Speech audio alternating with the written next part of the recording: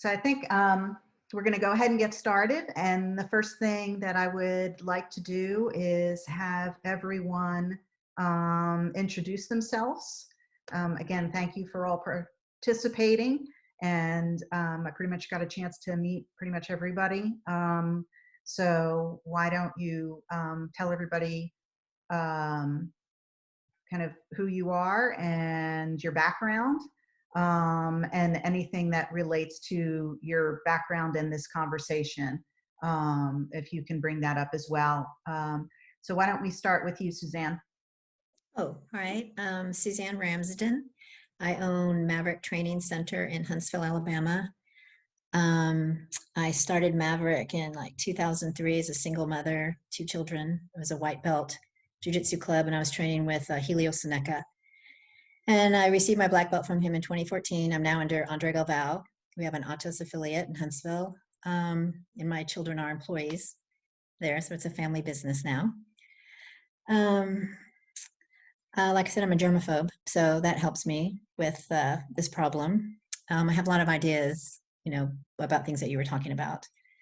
And I think there's challenges being a woman, being a female gym owner too. It's different, but I'm happy to be here and share our experience. And I definitely want to learn from all of these women as well. Great. Thank you, Suzanne. Thank Cindy? you. Me? Yes. Okay, so I'm Cindy Hales, and I am a black belt up in the Seattle area in Linwood, Washington, and I'm a gym owner. I just opened my own gym about 6 months ago, and I've been running gyms, teaching in gyms for 15, 20 years. So have experience in the gyms, and yeah, I'm excited to just talk with everyone, see everyone's ideas, and see how we're going to move forward in this. And yeah. Awesome. Thank you, Cindy. Denise?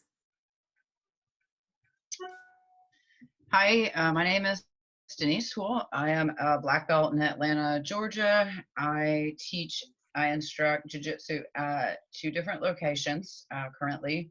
I teach under my professor, Roberto Travin, at Team Octopus. I teach the women's class as well as co-ed classes. And I also teach at Tsunami MMA, the women's class and a co-ed class as well. And I've been also a certified personal trainer. I'm in the fitness industry, and I've been involved in the business for about 12 years. Awesome. Thank you. Gina? Oh, I'm going to keep it super short because I do not like to talk very much unless I'm teaching. So I'm Gina Franson. I own X2 Fitness in Minneapolis, Minnesota. We've been open for 8 years in March. Sadly, we had to not have our open mat for that 8-year anniversary, but you know what? We'll do it big next year. So it's all good. I'm a black belt under Chris McCune, and I've been training for 17 years. And I'm just going to leave it at that. So thank you for having me. Thank you. Hillary? Sorry, it takes me a second to figure this muting thing out. I'm Hillary. I own Unicorn Jiu-Jitsu in Portland, Oregon. We've been open almost a year. I've been black belt for like 5 years, I think now, 4.5, 5 years. I've been teaching for maybe 6 or 7 for a couple different gyms. And we recently switched teams, and we're under Jiva Santana and One Jiu-Jitsu. And we actually just had a call about all of this yesterday with Jiva, which was interesting. And also just a side note for my full-time job, I'm a paralegal, but I've been furloughed lately. So it's been real fun. Awesome. Well, thank you for that. Ruth? So I'm Ruth, who I'm extremely underqualified here. I'm a purple belt under Samuel Joseph at Buckhead Jiu-Jitsu, and I also train with Denise and Diana sometimes in the women's class. But from my standpoint, I'm a pediatric emergency physician. So hopefully I can give some standpoint from the medical point of view. Thanks, Ruth. Yes, definitely. We are looking forward to hearing some of your experiences and the processes you're going through, which brings us to the first kind of overarching topic, which is infection control. Like just when we're talking about this, having a re-engagement strategy, and how are we going to properly create an environment that's healthy for members and staff and vendors that are coming and going. What are the types of things that that are being done? Denise, if you wouldn't mind kind of starting, since we're starting to roll out here in Georgia, and talk a little bit about what's being done at the gyms that you coach at. Yeah, so I believe that both gyms are in alignment for the most part in terms of class structure. So do you want me to specifically speak to the cleaning protocols right now, or overall? Overall, you can talk Okay. to the overall process. I'll talk about the class structures first. It seems that both gyms are wanting to start. They're going to be starting, actually, one is starting on Monday, and then the other will be starting on the 11th with a phase-in period of 2 weeks that's going to involve solo drills. And then if all goes well during those 2 weeks, progressing after that into phase 2, which is going to be groups of, I've heard several different things, maybe 3, 4, 5 people that you will train with those people only. And then after that 2-week period, if all goes well, back to regular training. Of course, that's all going to be relevant to what happens, because we don't know. The cleaning protocols or I know more about for Team Octopus, which seems to be pretty consistent, is first, when you come in the doors are going to be open, so people don't have to touch the actual physical doors. You will be, your temperature will be checked at the door when you come in. You are to sanitize your hands when you come in.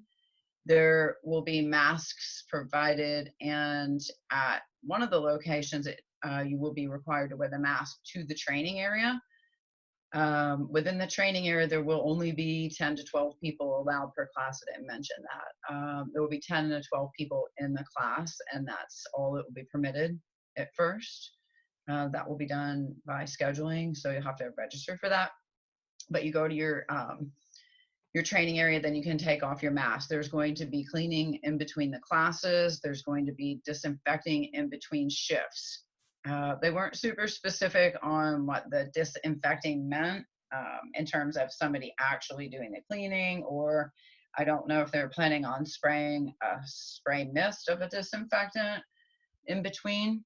And then there will be an official cleaning crew that comes in at the end of the day. So that seems to be pretty standard in Atlanta with a lot of the gyms in terms of the plan, except for the few that are just back to regular training. Great. Thank you, Denise. Ruth, I see you've got your hand up. Yeah, I was just wondering how you guys reached to the 10 to 12 number, because Samuel Joseph at Buckhead pretty much proposed that number also in our discussions. And I'm just curious how, and that seems to be a pretty standard number across, despite the different sizes of our all the academies in Atlanta. Do you know how with your academies they came to that number? No, I don't know how they came to that number. I feel like it might have come from one of the protocols released by the government or the CDC. It's in phase one. Phase one. Oh, yeah. So the federal government. Yes, phase one is not more than 10 people. Yeah.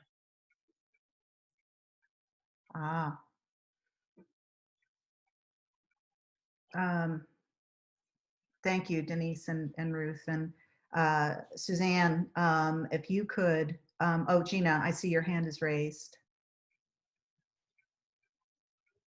I was just gonna add on that we went into my gym. We're not open yet, but we went into the gym and measured. So 6 feet for someone, and then 6 feet in between, and then 6 feet for someone, and 6 feet in between, which only left us with room for 8 people, not including the instructors. So instructor included 9 people only for the 6 feet sections and 6 feet in between the sections. So we're just doing 8. Okay, great. If and when we get to open. Denise, I see you've got your hand raised. Yeah, I knew there would probably be some things that I forgot, and that was one of the things too. It was people were to be 6 feet apart, and that you do not leave your space. You go right to your space. You not leave your space, and then when class is finished, you get up and you leave. There is no hanging out, no talking. You leave, you go, and there's no spectators allowed either in the room. So for some of the gyms, like Tsunami, one of the gyms that I work at, has a lot of the parents come in and watch, and a lot of the siblings come in and watch, and that's not going to be allowed at all. Parents are to drop kids off and then pick them back and pick them up, and not to come in. Mm-hmm. Yeah. I also see that some programs are not starting with kids classes in phase 1. Some are with restrictions, and some are just eliminating for phase 1 kids classes. And you might have mentioned this, Denise, too, but I know that they're taking temperatures as well. So that's, I'm not sure. I'm guessing that's just being taken at the front desk area. Yeah, staff and members. So staff, I would assume it's at the front desk. Mm-hmm. Yes. And I would assume it's going to be the person at the front desk that's going to do it. I know one of they're asking we're going to be cleaning the mats in between the class. The 45-minute classes, there's 15 minutes in between the solo drills to clean the mats, and then the next round of people come in. So there will be 2 of those classes at night and 1 during the day. Okay. Suzanne, can you speak to the procedures that you indicated you've got underway or have planned out? Yeah, so as Gina said, we're going to mark our mat 6 feet apart. So we'll have 10 for phase 1, and for phase 2, you can, I believe it's up to 50. And is that right? Does anyone know, is phase 2 50? I think it is. But anyway, whatever phase 2 is, then we'll have that on the mat. So I wasn't planning to take the temperature when people came in, unless it's a business standard, like the coffee shop across the street, the restaurants, the stores. If they're all doing that, I'll do it. But I'm not going be the only, as a business owner, I'm not going to have the only business doing the temperature check. So I don't think that I'm going to do it. So I don't know what anyone else thinks about that, but I want to see what all the other businesses do when we go into phase 1 and phase 2 as business owners. How far are we going to take this? What can we do?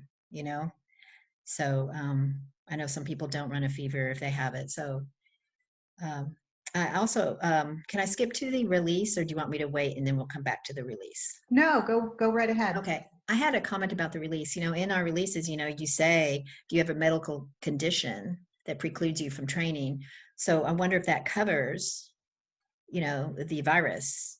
Someone gets ringworm in your gym or something like that, or I mean, it's not as serious, I realize that, but it's the same kind of thing.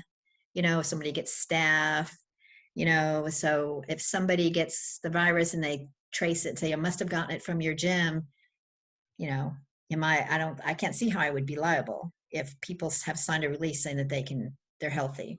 You know what I mean? But I don't know. I'm not there's a paralegal here. Maybe she knows.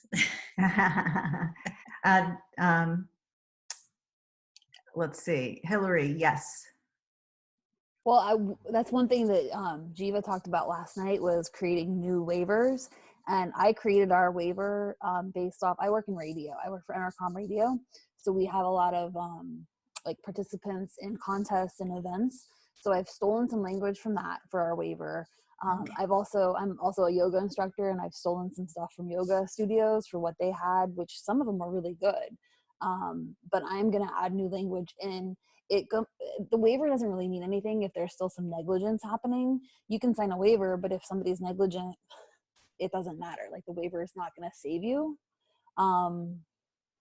But I'm going to create new waivers and have everybody sign a new waiver, and we are going to add some, like, probably a whole paragraph about COVID-19 and any other infectious diseases, and that you're putting yourself at risk and that you acknowledge the risk.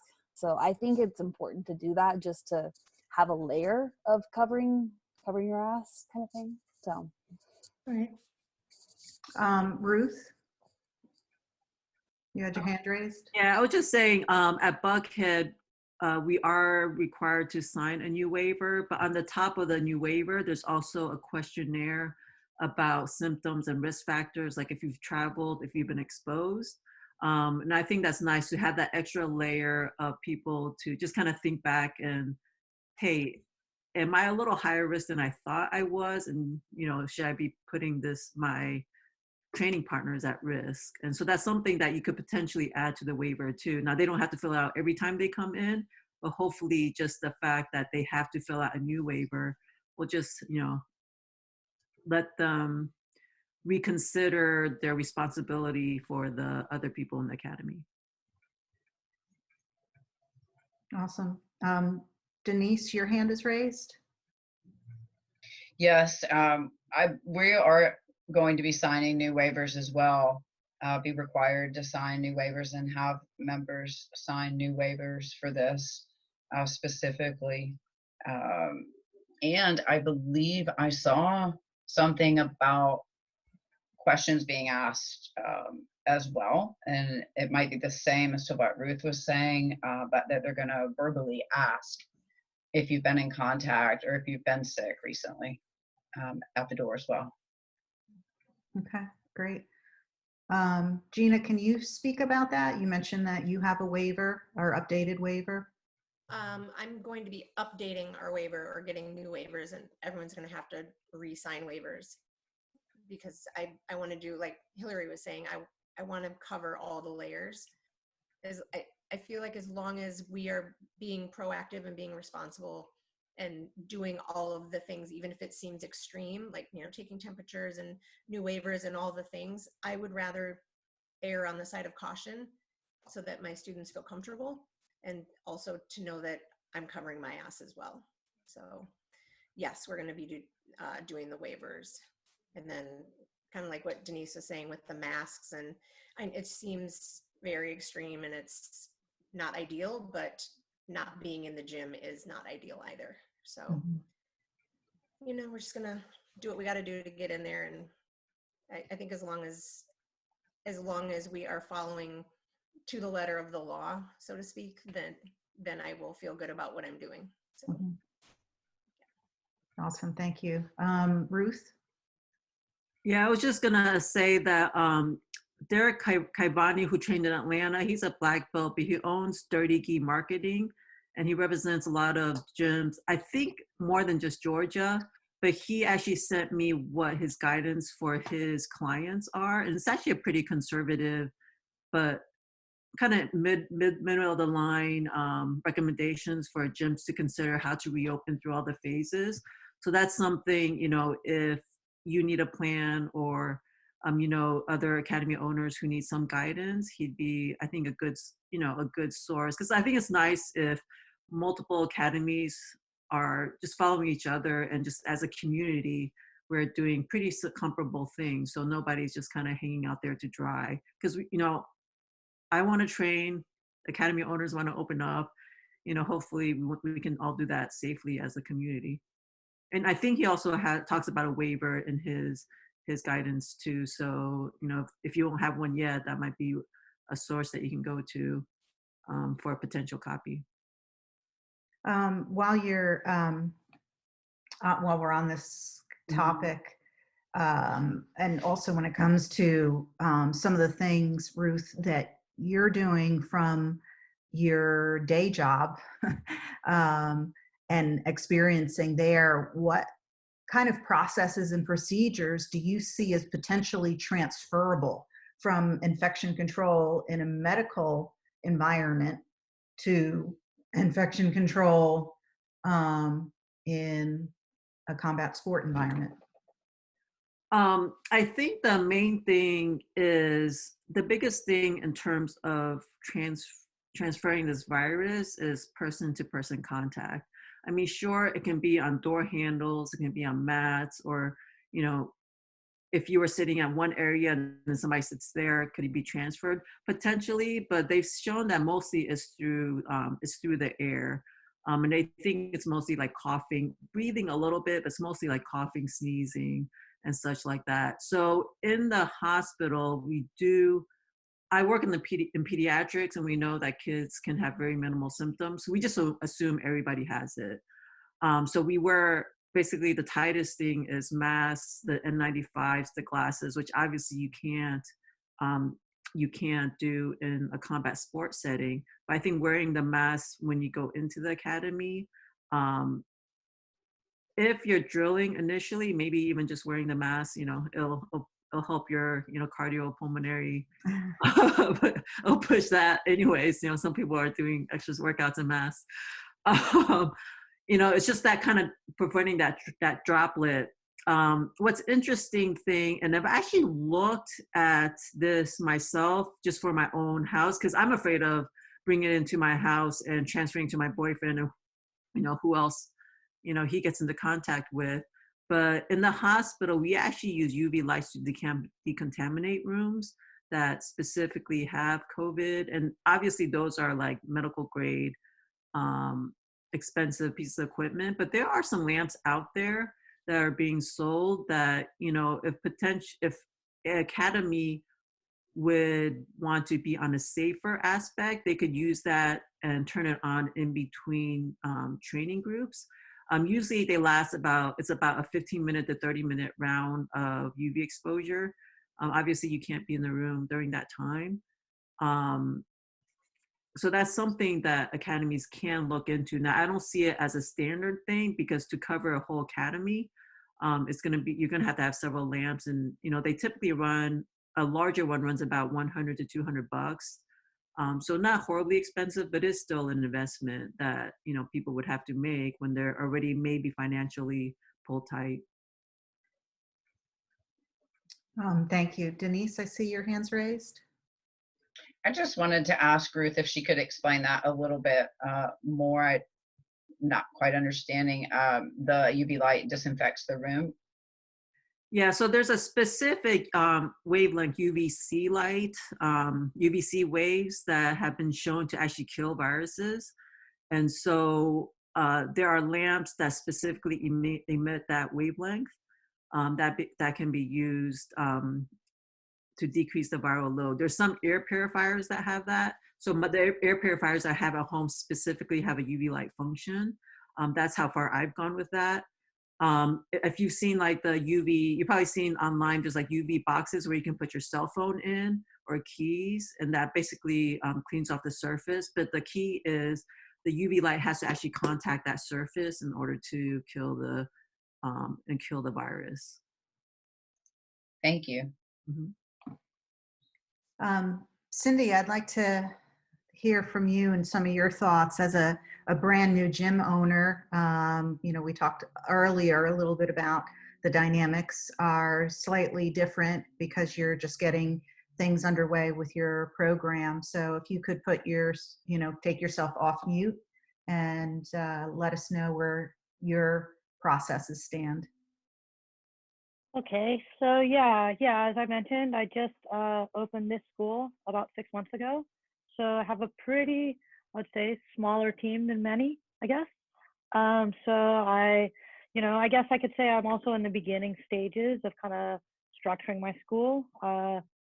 We just are updating our waivers again. We're looking at, maybe doing contact tracing within the school, keeping registers of who's in what class, as a way to backtrack for people. If anyone is sick, we can go back and have a record of who trained with who. Kind of looking at, I guess, yeah, our cleaning protocols, I think we talked about it earlier. I try to be super strict. I like to think of myself a bit of a germaphobe. Really considered that within the construction and design of my school. So, you know, we're gonna up our protocols with a little more sanitization, but I feel like, you know, being in the sport with MRSA and kind of having a little bit of nerves about that as well, tried to already be concerned about that. Um, Definitely, I think I'm trying to look at it fairly pragmatically, wanting to balance the safety of the students with the guidelines. Here in Seattle, I think it's going to be fairly strict. Certainly, as a business owner, I'm ready to get back. I think it's going to be, we talked about it, meeting people and offering things for people where they're at as well. I think people are going to have different thresholds of what they're comfortable with, and really like trying to be respectful of that, and you know, just best preparing the gym in a way that people feel safe. I think a lot of it is optics. You know, certainly I believe in disease prevention, but a lot of it's just conveying that professionalism, you know, and I think that's been something I've looked at across the board with my gym from the start. You know, I was in gyms, let's say 20 years ago, that didn't have maybe the standards. So, Suzanne, I think you were talking about kind of looking at like benchmarking what other businesses in your area are doing. You know, I'm working with my partnership team to look at those kind of standards and benchmarks in other industries, and looking at how we can best match those in our area with the demographic and the feel of our environment. I've polled all of my students to see where they're standing in their comfortability levels, and kind of trying to make several plans where those are addressed across the board. I don't think it's going to be a unified approach that one approach is going to fit for everyone within my gym. You know, I want to give options for everyone, while also keeping my business in mind. You know, I'm ready to get my business going. I want to do that in the safest way possible. But I think it's important for people to have, you know, protection from the virus with also like leading healthy lifestyles, and like where do those things merge? That's the thing that I'm really most anxious to get to those answers. Where is that happy medium for people? I think there's some people I won't be able to serve on one side. What I can do is support them. You know, I have older parents, and it's like I need to support them in staying home, right? And I need to support older students in like being safe in whatever way that looks like, and trying to look at supporting the rest of the population in each way. So it's, you know, I'm really trying to look at the standards across the board, not just within the gym industry, but just kind of our standards in my community. See how we can kind of meet that middle road. And certainly I'm looking for creative solutions to get back to training. You know, you know, we talked about earlier, I engage with jiu-jitsu, you know, for reasons. You know, I think a lot of people are ready to get back to jiu-jitsu, and that's, you know, what I'm optimistic. I want to use all these measures as a stopgap to get back to jiu-jitsu, and I think the new normal hopefully aligns with, you know, kind of general good hygiene that I hope most gyms already had. That's kind of my hope, you know, and that's where I hope I fall, you know, and then, you know, just getting the protocols and everything in order, and maybe a little more alignment with that, and figuring out how we can align with the standards of, you know, the community. So yeah, that's what I'm looking at. I'm really excited to hear everyone else's ideas, because I don't think any one person really has all the answers for this, you know, and it's going to take everyone just like really brainstorming. I think the information is so scattered that it's like, okay, I want to just understand obvious best practices in medicine. I think, you know, infectious disease control is the same across the board. You know, hygiene is good.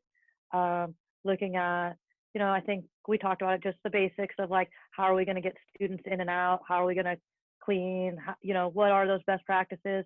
But I think also just being realistic, and like, we can't get rid of all the germs and just like meet in that happy middle. Great, thank Yeah. you for that. Ruth, I see your hands raised. Yeah, I just want to say, I mean, imagine what we're going through in terms of how to plan, how to open a Jiu-Jitsu academy. I can tell you when this first rolled out, every single day we were getting new messages from our hospital about what we should be doing to protect ourselves. Because there's so, like, you know, like Cindy was saying, there's so much scattered information out there. It is kind of confusing.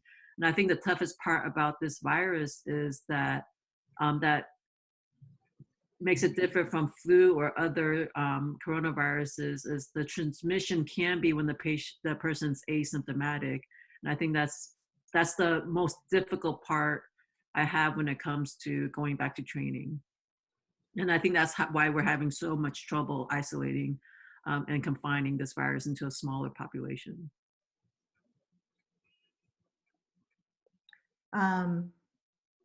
Hillary? I'd love to hear from you and what your thoughts are on when it comes to kind of the phases, you know, phase 1, phase 2. What does a phase 1 experience look like for someone doing jujitsu, training jujitsu? Well, I think what we're going to end up doing is whatever the government tells us we have to do. We talked about this a bit last night, and I think we're going to follow. We're watching people across the country, like our friends in other gyms. One of Gina and my good friends, Brian Marvin in Houston, has a really good plan, and they're getting to open, I think, next week. But every person will have their own dummy that they bring in. And if like we have some pretty new members that only have one gi, we'll let them borrow a gi, one of our loaner gis, to like make a dummy with, and they bring that dummy with them to and from the gym. Another thing that I had already wanted to do, because I'm kind of a germaphobe as well, is to make people take their shoes off right when they walk in the door. And I think we're going to end up getting sandals for everybody, like that they won't have their own pair of sandals yet. That's an idea I had. But I think at first we'll just have like an assortment of sizes that are clean and sanitized. They pick up a pair of sandals, they leave their shoes at the door, and they wear those sandals throughout the gym. But like my husband's kind of like, I'm at the gym right now. We are doing Zoom classes at the gym. It's my husband, me, and my brother that own this. So we're here. I think Brian's marking out like spaces because we have a pretty small space. And like Cindy, I think we have less than 50 members right now. So I think we're going to be able to keep the sizes small. I also think we need to have at least 30 minutes between classes to let the mat cleaner dry. I timed it the other day and it was at least 20 minutes, especially being in the Pacific Northwest where it's more humid. I think we need more time. I've heard some people are saying 10 or 15 minutes between classes, and I don't think that's enough time to let that stuff dry because you have to let it dry. That's what kills the germs. I took some notes on some other. I think we're also going to offer more kickboxing classes and fitness classes instead of just jiu-jitsu to get people to be moving more. Lately, what we've been doing are Zoom classes, but they're Tabata classes. They're just workouts, trying to incorporate some jiu-jitsu moves. Being a newer school and a lot of our members are blue and white belts, they don't have a lot of space to do jiu-jitsu drills, and they don't have anybody to drill it with. They just want to work out. So we've been doing a lot of that. So maybe continuing that. And we have a downstairs basement that has mats. We've got kettlebells, a rowing machine, a TRX system. So I think we're going to try to make it more fitness based than just jiu-jitsu, and maybe offer some more classes like that. But I think a lot of how we roll this out is going to depend on what the governor of Oregon says we can do. And that's pretty much going to be whatever Washington and California do. So. All right, thank you. Denise, you have your hand raised. Yes, I wanted to say something to what Hillary said about the different classes. I do think that as gym owners, that's going to be really important for people to right now be able to diversify and adapt and offer things to members that you might not normally do that they need based on what you're allowed to do. I think that is going to be really important for member retention. That's a great point. Gina? Just to touch on what Hillary and Denise are saying, we also offer kettlebell classes and boxing as well at my gym. So we're going to incorporate like shadow boxing and body weight movement and that type of thing too. And we've also been, like Hillary is doing kind of Zoom workout, jujitsu related things. So that's been helpful to keep members moving and keep them engaged. Awesome. Ruth?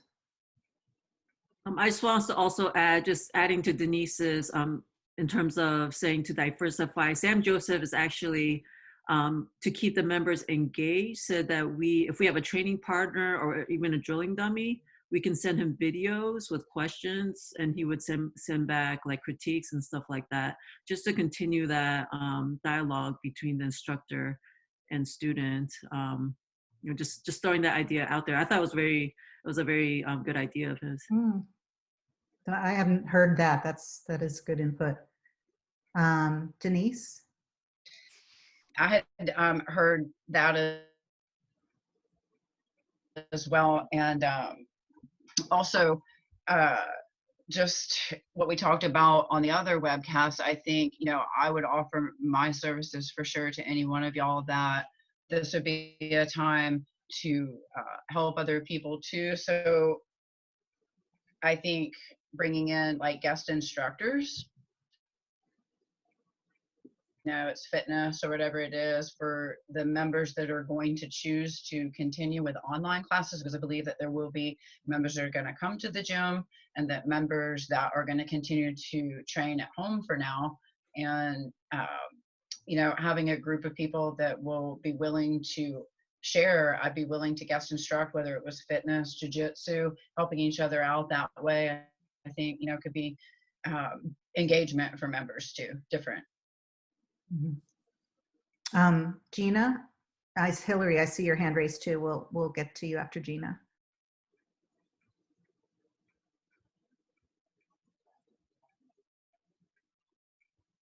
Gina, you're on mute. Perfect. Hi. Denise, love the idea. I would be 100% on board to share and guest instruct. And then also to Ruth, I've been doing that as well with my students. I'll put technique videos up.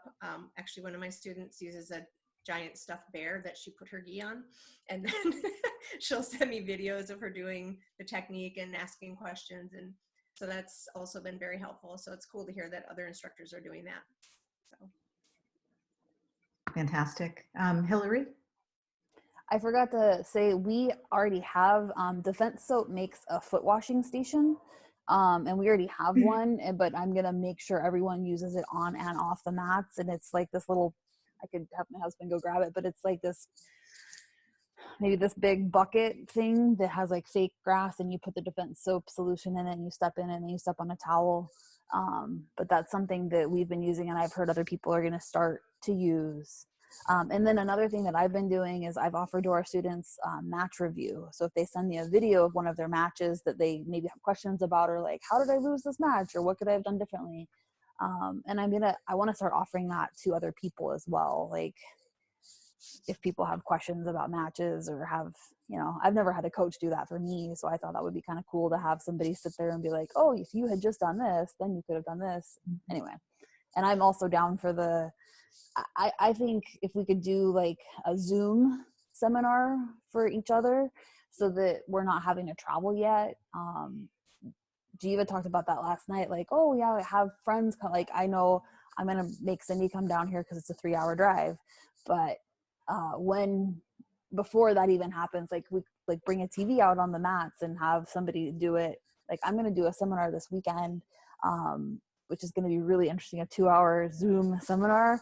I'm kind of terrified, but we'll see how that goes. And hopefully I can like watch people and go and try to correct them. But that's an idea I had for when we can reopen, but maybe not travel yet. So do Zoom seminars, see how it goes. Denise?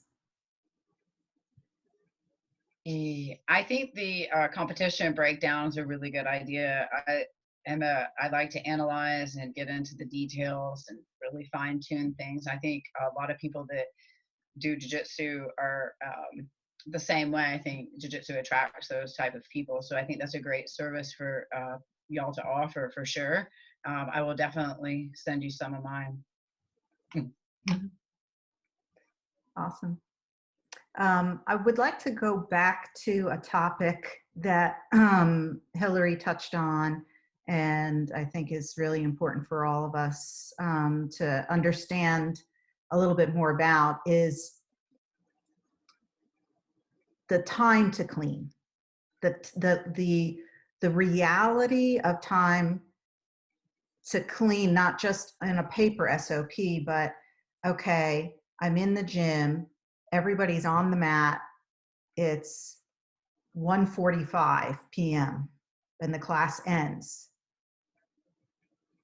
The class ends, then people are walking off, people are getting their stuff. It's going to take, even at a swift pace, it's going to take some time for that.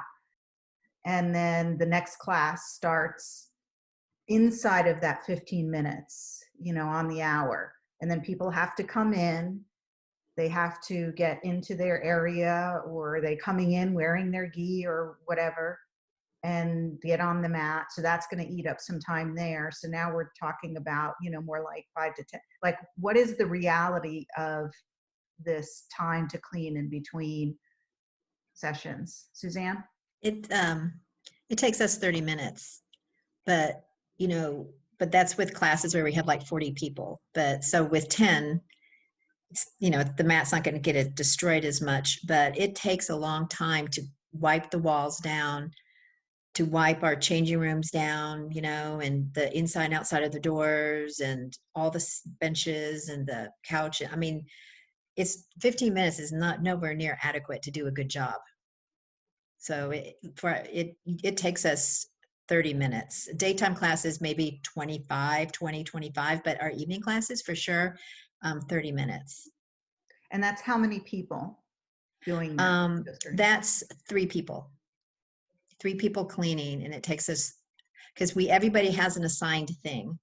One person's the mat, and then they do the floor. One person does the showers and the changing room floors, and then somebody else does the doors and the front desk. It's everybody has, and then they have to go in kind of a certain order too. You don't want to clean the floor when everyone's walking. That's like the last thing. So, but it takes a while to do a good job. Mm-hmm. Is anybody, Denise, I see your hand. Yeah, I think 15 minutes is definitely unrealistic. I mean, it's also going to be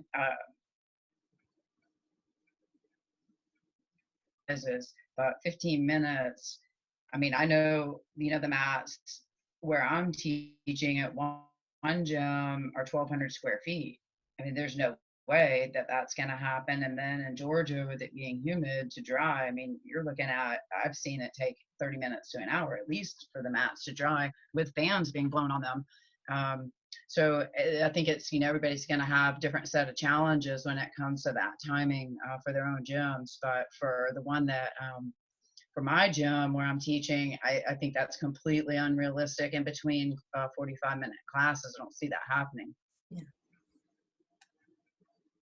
Does anybody else have anything to add to the timing or process? I know I'm just looking at adding more classes, to kind of accommodate around that problem, is shortening and then adding additional classes. But, that it will be, I think, because a lot of people will be still stay at home in some level, working from home, we'll have people who can attend classes at different times. So it's like using that as a positive to do more classes, and then shortening them. So yeah, it's just going to be a little bit of a workaround, I think. Ruth, I see your hand raised. Yeah, I had a question if any of you have considered actually not letting people use the changing rooms. So they're not, that's another area that could potentially be a source of contamination if they because whatever they bring from home, it's already on their skin. And so then you don't have to worry about people putting down sweaty clothes or whatever in the separate room. So you don't have to worry about cleaning that room. I have 2 showers and they're inside 2 private changing rooms. I do want to continue to use them. They're completely sanitized, but you're right, between one person and then one person going in, it doesn't get sanitized till the very end. So I'll think about what you said. But my thought process was, because it's only 10 people. And so I don't know how many are going to use it for just 10 people. Our showers get used a lot normally in normal world. But, I don't know, consider that. That's a good point. It's a very good point. Cindy? Yeah, I think we're gonna shut our showers down as well. Limiting just what people even touch in the gym, just kind of minimizing that cleaning that's necessary, and the cross contamination of kind of like, I think someone earlier talked about having even the doors open, kind of these minute details that reduce and can streamline the cleaning process. And I think it's going to be really looking at those things to make it a little more efficient. So yeah, I think even here I've heard talk that they will not allow showers and stuff, different things. I've heard the same thing about like drinking fountains. So, I think that's going to be a lot of like waiting to see what those guidelines from the public health is. Yeah, good point. Gina? We don't have showers, so I don't have to worry about that, but we are probably going to not have people use the changing rooms. They're just going to have to come in what they're going to wear and then leave. So that's what we're leaning towards at this point. And then to everyone's point here, to leave the door open so that people don't have to touch the door handles. And how do you minimize bathroom use? That's going to be a little tricky. Urge them to try to go before they come to the gym. I don't know, but yeah, it's going to be kind of trial and error, I guess. So yeah. Hillary? I was just thinking, I don't want people coming to the gym wearing their gis. I know all of our kids do that, and I want to stop that immediately. I think it's a good idea maybe to leave wearing the gi and change, like take the jacket off outside. But I don't want people coming in wearing their gis. And I've noticed with the kids, and like I'm still new with the kids, but like crumbs fall out because they're eating their snacks on the way to the gym, and then there's crumbs on the. And he's like, yeah.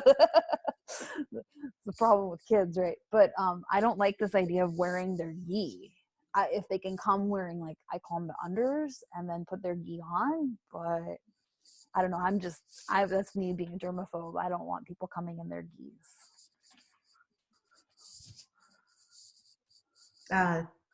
Gina? Yes, I should have clarified. I don't want them walking in the gym with their gis on. Yes. So thank you for reminding me to clarify that. Absolutely. But I don't want them having to use the changing room and do all the things. So yeah, if they want to wear their spats, their leggings, whatever, put the gi on. When we get to gi classes, we're most likely not going to have the gi on for solo drills. So we're going to do a little no gi, which is very unusual for me. So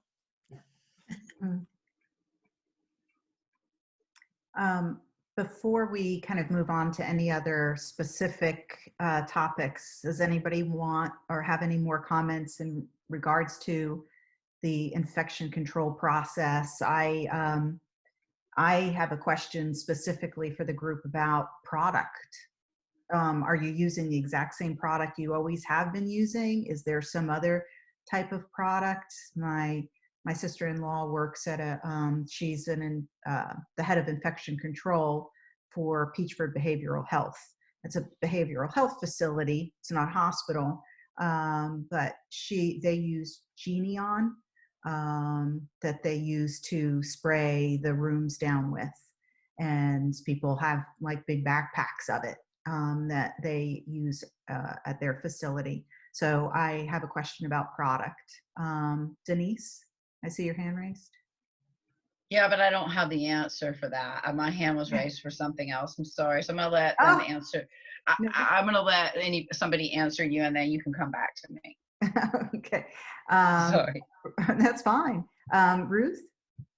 I can say that if you go to the CDC website, they also have links to products that are EPA approved that have been found to specifically kill viruses about, the strength of same as COVID-19. So then if you want, you can have a search engine and search those. Now, unfortunately, I've tried to search a lot of like Dolomir's cleaning solution, or I use Odoban with my clothes. That doesn't pop up, but Lysol, Clorox, those products pop up. So you may just kind of compare, and it may just be because the brand is not as well known, but at least compare the ingredients.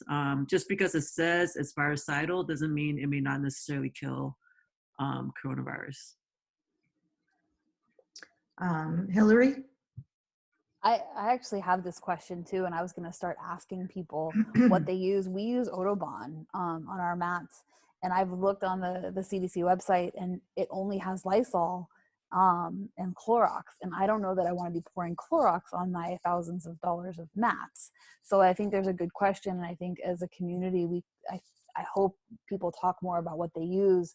I know people have said that the Dolomor kills coronavirus, but I don't think anything's been tested to show that it kills the COVID-19. But I would love to hear like what other people are using, because yeah, and that it's also going to be safe on the mats, because we don't want to kill our mats. Mm-hmm. Ruth, you want to? Yeah, and even like on the EPA website, like Lysol, Clorox, they say it has killed viruses of similar strength to COVID-19. So I don't even know if those have necessarily been tested against COVID-19 specifically. I think the main thing is just the act of cleaning. Most of it's going to be transmitted person to person, and as long as you have some sort of cleaning process, using the cleaning solution, making sure it does dry and not just wiping it off right after you spray it on. Those would be the main things in the disinfection process. Denise? Actually, what you just said really kind of leads into a question that I have for everybody, because I know, I have my different feelings and my thoughts about this. I'm definitely a germaphobe, and I have my concerns. What everybody's perspective is on, are you going to be requiring students to wear masks during these phases, and where everybody's at with that? I know one gym that I'm teaching at, it's required that we wear the mask during teaching, and that the people that are coming in doing the solo drills are wearing a mask. At the other gym, it's not required in the workout area. So I'm really curious to see where everybody else is with that in terms of spreading the infection, because it is spread so much from person to person.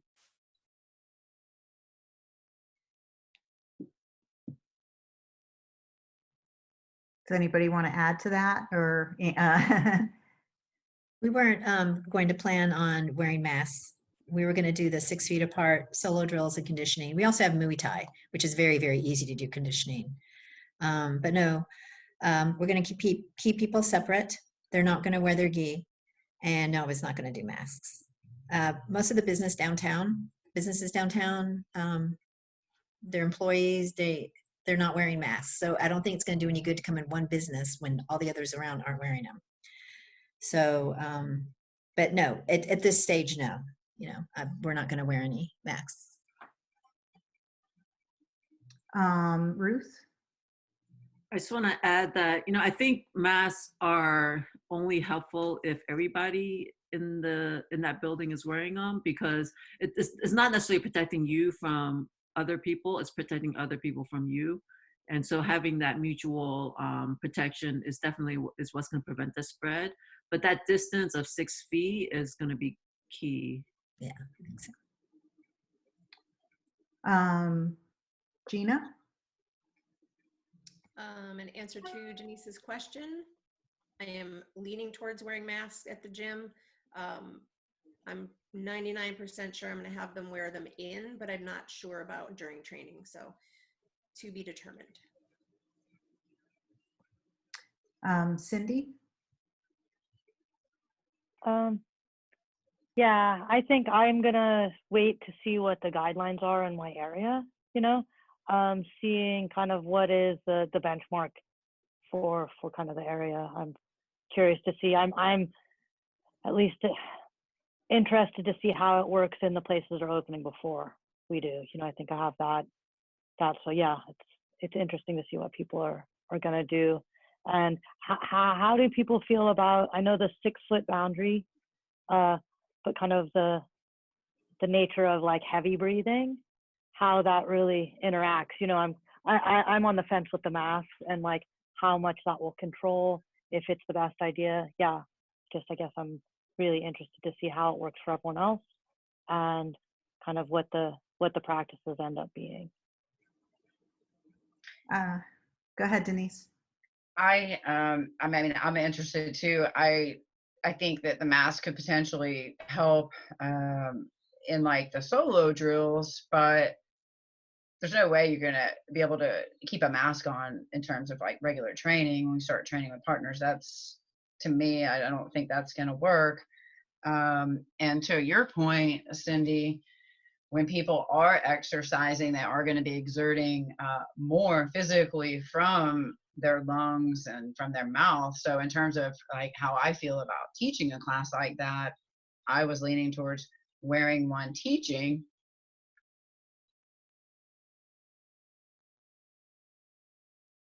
Yeah, I think there is some, again, conversation and debate around that. I think, Ruth, what you brought up about you,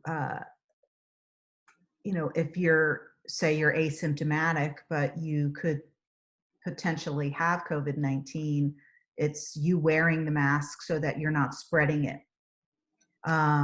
Because wearing a mask and you're a healthy individual is not necessarily completely protecting you from COVID-19 if somebody's coughing in your direction.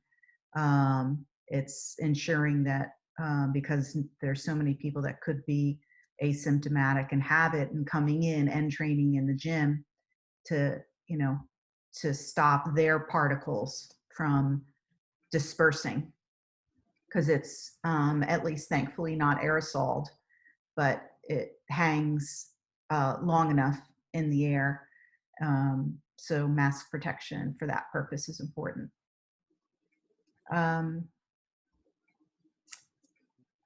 Has anybody thought about or is thinking about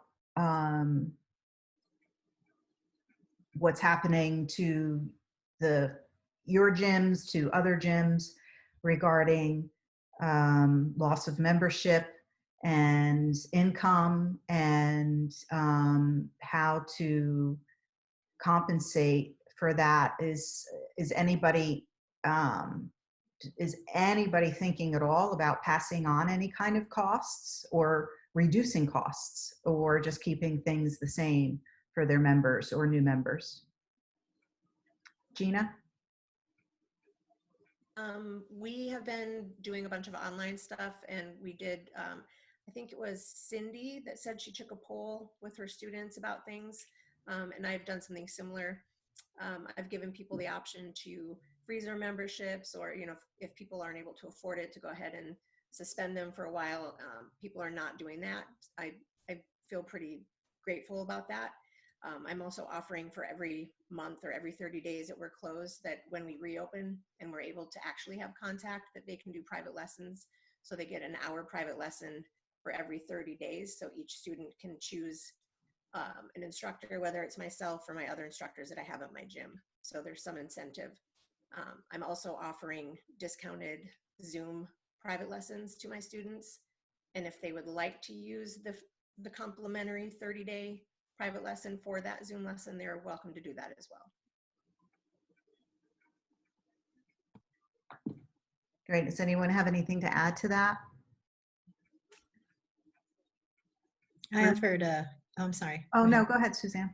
I offered credit to those that want it. Not many have taken us up on that for when we get back, to go back into the 30 days that the 2 months that were closed. Of course, I let people freeze if they need to freeze. We have like about 200 students, and we just have not had a significant drop off at this point. If this goes up on much longer, I don't know. But this is such a unusual, bizarre event that I would be willing to work with anyone. So we send out mass letters to all the students and we go over things. And I've been a lot in contact with them that way. And so, I talk to them, and then some write me that they're struggling, or no, we're fine, whatever. So, I think probably what Gina said is that we've given people options. It's all you can do. I feel sorry for it really breaks my heart because I'm in a couple of groups with smaller gyms that are completely going under. They don't have a lot of members, and it really breaks my heart. It really breaks my heart. I wish we could do something for them. This is a very, very difficult situation. Our community is getting hurt very badly. Ruth? I just want to add another idea. I know some gyms are, instead of just freezing that whole month, they actually spread out a discount over the remaining, like when the gym opens back up. So at least if they have to lose that money, it's kind of spread out throughout the rest of the billing year. And if there are members who do need to freeze for, because they lost their own job or something. Because I mean, as a member, I want to support the academy. I want it to be there when we all come back. But some people, unfortunately, they're hurting because of their jobs too. So, that's an idea that I've heard been tossed around too. Hillary? I was just gonna say we're doing something similar to what Gina's doing, and we're giving them like a credit for that amount of time that we're closed, and if they need to use it towards their memberships, they can. But we're gonna really push the privates, and then merchandise, and then towards their memberships. But we're gonna try to spread it out. So, and I don't see that we're gonna have much more increased fees like for ourselves. Because we did upgrade our Zoom membership or account so that we can have more people, but that's the only expense that we've had so far, so that's good. Okay. Denise? I think that the idea of the private is a really good idea. I haven't heard anybody offering that here, so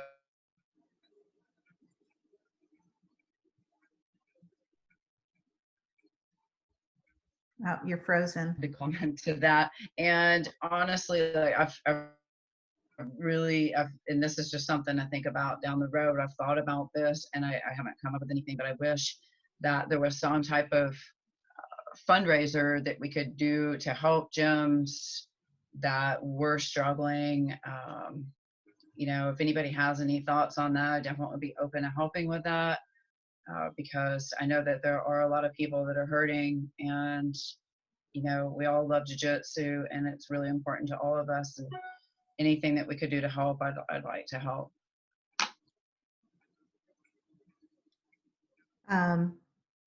We've got a question around class structure. So we're talking about phase 1, where there are going to be a limited number of people allowed in at any given point in time. And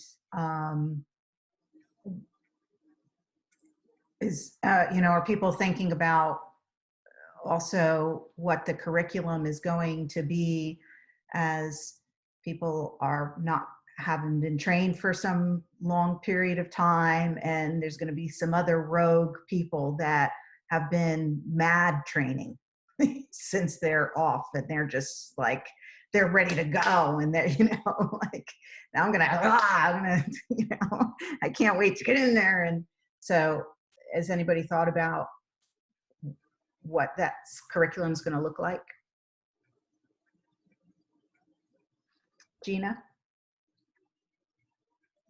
I am looking at doing solo drills, which is, what everyone's doing, because that's all we can do at the moment.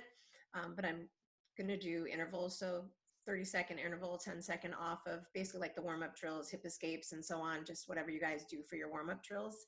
And then we're going to go 3 times through, so it ends up to be 20-ish minutes, and then like a cool down stretch type of thing. So it's more conditioning geared towards jujitsu. So that's what we're looking at. And then, like Cindy was talking about, adding 1 or 2 more classes, since the classes aren't going to be an hour long. They're going to have to be added more to the schedule to accommodate the smaller classes that we have to do. So, Okay. Cindy? One second, sorry. One thing I'm looking at doing, I have a lot of family memberships. So a challenge that I ran into, kind of thinking the problem through, is parents wouldn't be able to watch their kids, right? They need to stay away. And then I had a lot of kids that would hang out when the parents were training. So how to overcome that. And so I'm going to probably run, or I've been kind of polling my students about running family classes. So the family can come in. Say if it's a 10-person, I have a couple of 5-people families that train. So it'd be like just 2 families come in, and managing that way and kind of restructuring my classes a little different to accommodate for some of those needs. So yeah, that's just one thing I'm thinking that's gonna, people had like kind of a good response to manage some of the logistics for the family.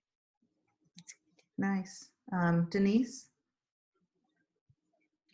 That I thought about something similar to that with the family, and I guess this is all relevant to how many people can be in the room. But I also thought for an idea for, just member retention for some of those members that did have families that trained there, that the family could come in together and train. And if it wasn't, maybe some of the family doesn't do jiu-jitsu, maybe it's that there's some type of self-defense training that's offered for the family as well. Maybe not everybody in the family wants to roll, but maybe as a family unit, they might want to come in and do some self-defense training and feel comfortable doing that together with each other. Awesome. Hillary? One idea we had is to have people who have someone in their house that don't train, have them bring them in to be their partner. We kind of talked about that last night on our call with Jiva, and they were kind of like, well, you may not be allowed to do that, but whenever we're allowed to do that, I think we want to give an incentive to people to bring in, like, oh, my girlfriend doesn't train, but this will get her in the door. So we're hoping maybe we can get some new members that way, or family members, or kids, or parents of kids. So far we haven't had very many parents be interested in training. I'm trying, but that's one of our ideas, is to get new people to come in to be the partner of the person. So That's a fantastic idea. I think it would be a lot of fun for a lot of people too, also, to do that. Compliance. So, we've got processes and procedures in place, or SOPs that we're hoping to put in place when things go back to norm. And it sounds like, at least from the group that's on this call right now, gym owners that have always had strong compliance. So this is a continuation of it, or an evolution of it. But I still want to ask the question, when it comes to compliance, who's overseeing and reinforcing things? Are there going to be signs up? I think somebody had brought up, Cindy, I think it was you, about optics, which is a crucial piece. We think about all these things to what we need to do to implement to make people feel safe and comfortable and welcomed, but really thinking through what is going to be their experience. So how do we get outside of it and look at it from the perspective of, I know nothing until I pull up to the front door. What's going to be my experience? So are instructors going to be responsible? Are members going to have responsibilities? Do I trust that members are going to do what they're supposed to be doing? You're supposed to wash your hands before and wash your hands after. Are they going to be, who's monitoring all of this? Does anybody want to jump in on that?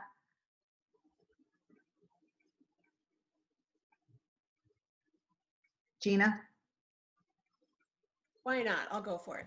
I personally believe it trickles down from the top, so it is solely my responsibility, but yes, I will delegate to my instructors as well. And I had this conversation actually with my best friend who helps me run the gym. She's basically the gym manager. And she said, she made a comment about how are we going to be making sure that the students aren't out, you know, doing things that maybe are going to put them at risk. And I'm going to hope that everyone will be responsible and be aware and be thoughtful when they come to the gym. And there's only so much that we as gym owners can do. We can only manage so much. But I'm going to also put the trust of my students. I'm going to put that out there for them because they're going to do what's right. If they're not feeling well, I trust they're going to stay home.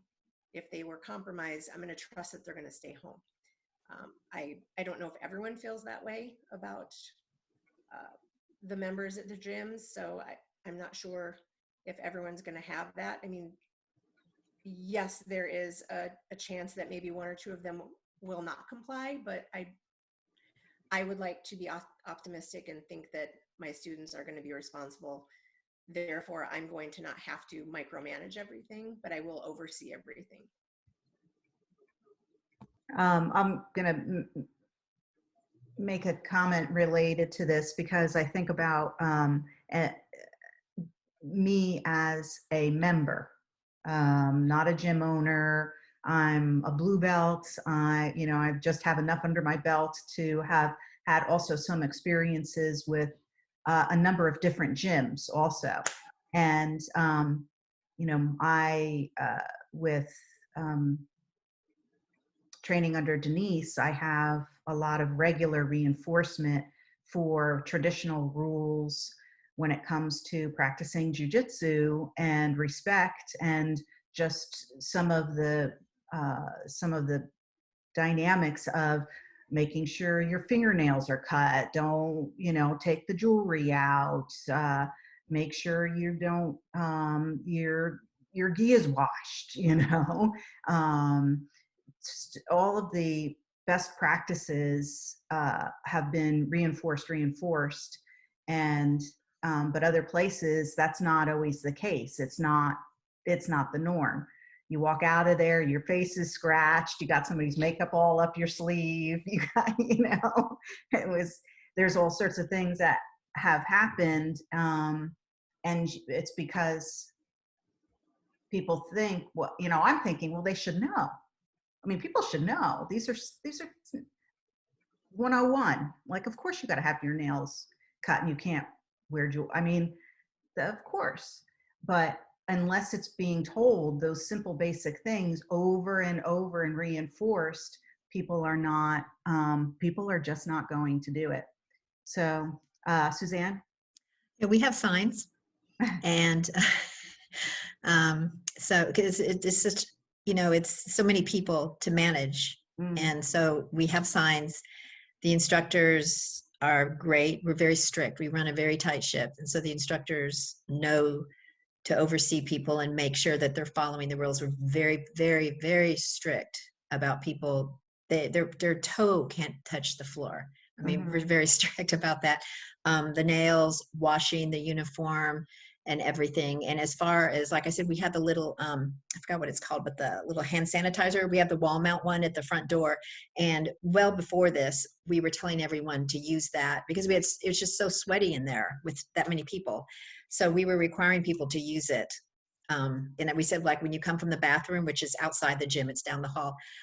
We say, when you come in, use a hand sanitizer. So I think having some rules on the wall is a really good idea. And then, of course, like Gina said, like having your instructors be managers, understand what the rules are and not be afraid to enforce them. Gina? Yeah, 100% agree with Suzanne. Signs, we have signs all over the place as well.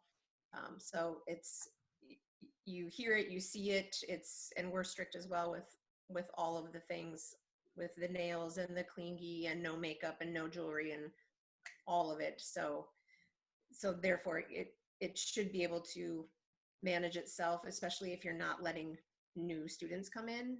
No drop-ins are going to come in. So everyone, like the team should know, your team should already know how you're running things. It should just be, it should be how it is. So yes, tight ship, all the rules are going to be followed. But then we have to constantly reinforce new protocols and make sure, just like when you first start Zen Planner or whatever, Mind Body, whatever you guys use, for the first few months, you had to stand up in front of the class and say, did everyone check in? Because it's new. And so hopefully we're not going to have to do that for very long, but I think we are going to have to, before every single class, make sure that we kind of cover the bases because it's new. So that's what I got. I think, when you're talking about that, people have to sign in because there's only so many slots and so many, and when it comes to the, communication, I might have seen a post about it or two, and I'm actively on social media, so I happen to see it. But a lot of times people are just, you walk into the gym and you're like, oh, the gym's open. Yeah. I see a class and I go to take it. I've never signed in before for a class and they always let me come. So, when it comes to, again, the compliance of somebody going, I'm sorry, you can't come in, is going to be interesting, because a high 100% know that will happen.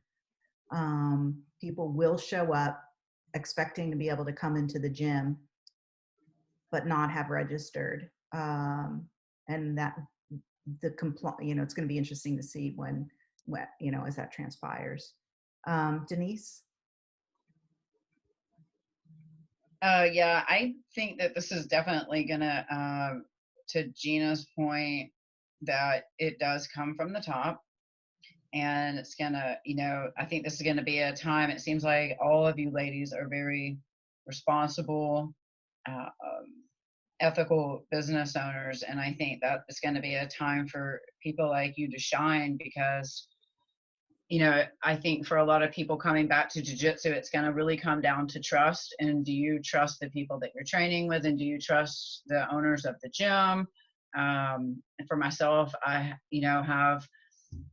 have to trust the place that I'm going to work at. And, that's a challenge in itself, that putting myself, do I trust that these protocols are going to be followed? I'm an enforcer. I'm going to enforce everything because it's just what I do. Like Diane said, I'm very strict. However, I do work in a gym that is not that strict. So it's going to be really interesting to see how that develops, because I think people are really going to be leaning towards people that they trust right now. Hillary? I was just gonna say the same thing as Gina. Like, it's gonna come from the top, and I have me, my husband, and my brother, and also some assistant coaches, and everybody calls me mom anyway. So mom will just be like, "Did you do your thing?" But another thing, whenever I don't know how we're gonna do this. We do an intro to jiu-jitsu program, and it's an 8-week, twice a week program for brand new people. We've already had like 6 or 7 people sign up, and it's a prepaid thing. But we have an email that we send out that lists, like, make sure your nails are trimmed, make sure there's no jewelry, all the standard clean, things that people that don't do jiu-jitsu don't know. But I think we could resend that out when we reopen. But now I just was like, what are we going to do with our intro people? But we'll get there. Cindy, are you still going to do an intro program? I am going to do an intro program. I'm looking at, rolling it out once we can do. I don't think I'll do it as we're still in the social distancing phase, but definitely still looking at that. And I'm hoping that that'll just be we've talked about it before, a good way to set the culture of the gym. And so hopefully as we start bringing new students in, that'll be the opportunity to really set that standard and gain the trust early. And just hoping, like everyone else said, that I think it starts from the top, and just having it kind of go down, and then have the core students and higher belts set that standard for the gym. And yeah, so I actually have to jump off here short in like 1 minute because my dog has to go to the vet. She has an ear infection. So I'm gonna have to jump out of here. I really appreciate all the ideas and the conversation, and I hope I can be included in any future ones. Thank you, Cindy. Really Nice. appreciate you. Nice to talk to you. Yeah, thank you so much. Thank you, Cindy. Sorry, I have to jump out of here. No, not at all. Pups are Okay. priority. Yeah. Bye, I know. Cindy. Bye. Thank you so much. Okay. Thank you. Bye. And I look forward to seeing how everyone's openings go, and best of luck. Thank you. Thank you. Thanks. Ruth?